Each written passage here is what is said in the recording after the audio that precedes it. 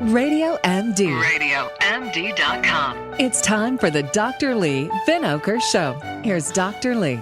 Hi, and welcome back to the show, Health from the Outside In. So another important topic in women's health this week all over the news is the Zika virus and what pregnant women really need to know about it. My next guest is Dr. Daniel Saltzman. He's a board-certified obstetrician and gynecologist, and his specialty is maternal fetal medicine. He is the clinical professor at Mount Sinai School of Medicine. So welcome, Dr. Saltzman. Thanks for being on the show.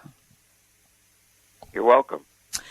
So, one of the things I want to ask is, and then we'll get into how they found this and such. So the real danger is to pregnant women. Is it sort of the Zika virus in, if you're not pregnant, it's like, when people started to talk about, oh my gosh, the West Nile virus and watch out. And there was this big media frenzy, and as an ER physician, I was constantly talking to people about it. But the truth is, if you're like healthy and, not immune compromised and, things like that, it's not the danger. The danger more is to an unborn child. Is that the truth with this virus? Should other people be worried?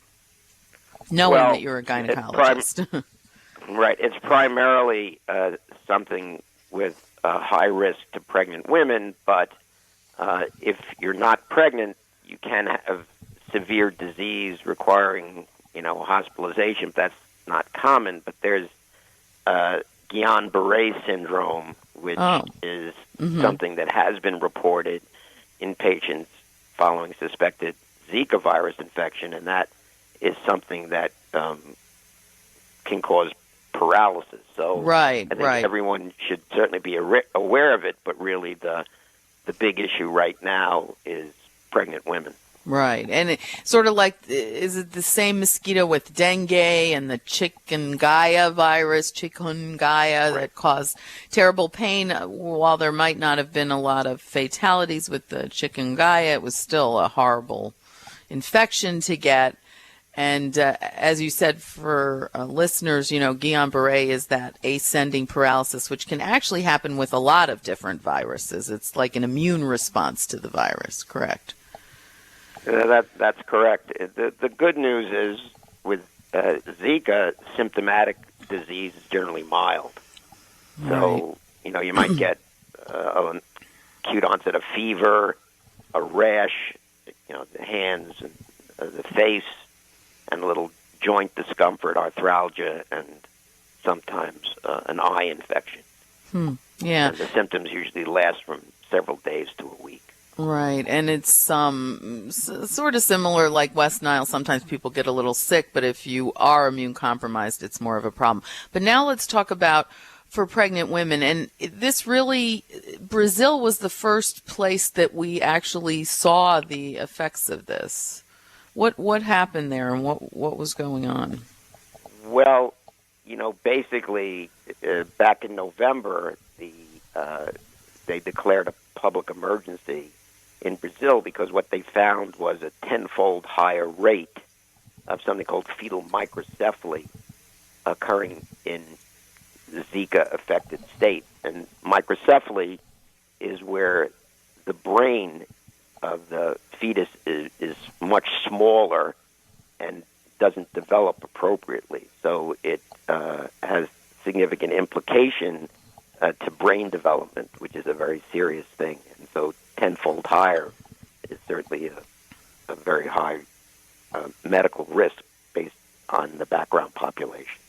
And before this time, now that we've known more about nutrition for women and things like that, microcephaly was a birth defect, but it was pretty much, it was rare, right? All those neural tube and neurology type defects, once we learned about folate and other things, they had become rare because this isn't the only cause of microcephaly. It's really something that's only seen normally in 1 to 2 per 1,000 newborns.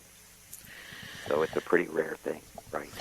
And there are other things, obviously, that can cause microcephaly other than just Zika virus. So there's, Right. you say, nutrition, other infections, Right. So etc. they had seen this, and somehow somebody had linked it up to this virus. So what do you tell your patients? What should people do? And this is mostly around where? The Caribbean, Mexico. Obviously, it was in South America because of Brazil.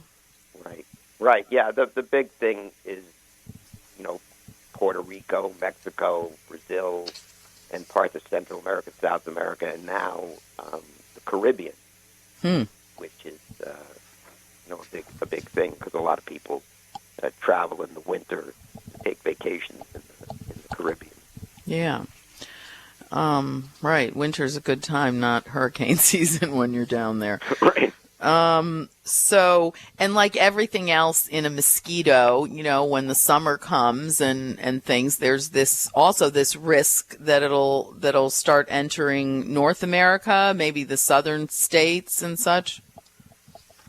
Right. Because it's obviously, traveling. The good news right now is that the only people we've found in this country so far who've gotten infections, and there aren't that many, I think there's only a dozen, are not people who have been bitten by mosquitoes in the United States, but have been to areas like the Caribbean or Mexico or Brazil and brought it back with them.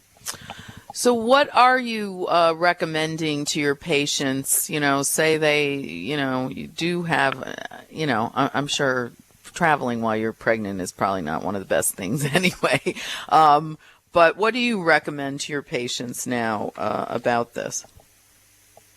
Well, obviously the first thing is I tell people not to go to these areas, but if they do go to these areas, then we have to take it into account that it's possible that they could have become infected. Only about 20% of people who pregnant women who are infected have symptoms, and 80% do not. So you can't just assume that, I never had a fever, I never had a rash, and therefore I don't have anything to worry about. So what we're doing now, based on the Center for Disease Control, has put out guidelines and felt that if you've had symptoms, you should get a blood test. If you haven't had symptoms, then your obstetrician should basically follow the baby's head size with fetal ultrasounds to detect evidence of microcephaly, which is the small brain, or we can find something on ultrasound, calcifications, bright white spots that indicate that an infection could occur. Unfortunately, there's no treatment for it. Right. So it's not like, as people know, if you get a strep throat, we have antibiotics. We don't do that. So that's what we're basically doing. So even if you don't have symptoms and you've come back from there, you still could get a blood test to tell whether you'd been exposed, correct?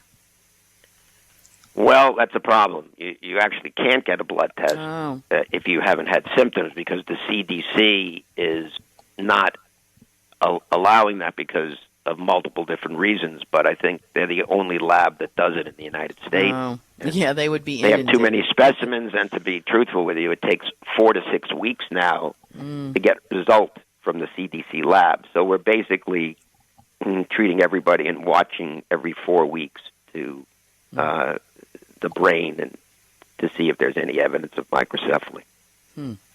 But as you said, there's really nothing you can do. So I would imagine, and myself as a woman and a mother, better safe than sorry. If you're pregnant, maybe you should cancel the trip now to those regions and just wait until after the baby's born. I want to thank my guest. This is the Dr. Lee Vinokur Show, Health from the Outside In. Stay tuned into your health.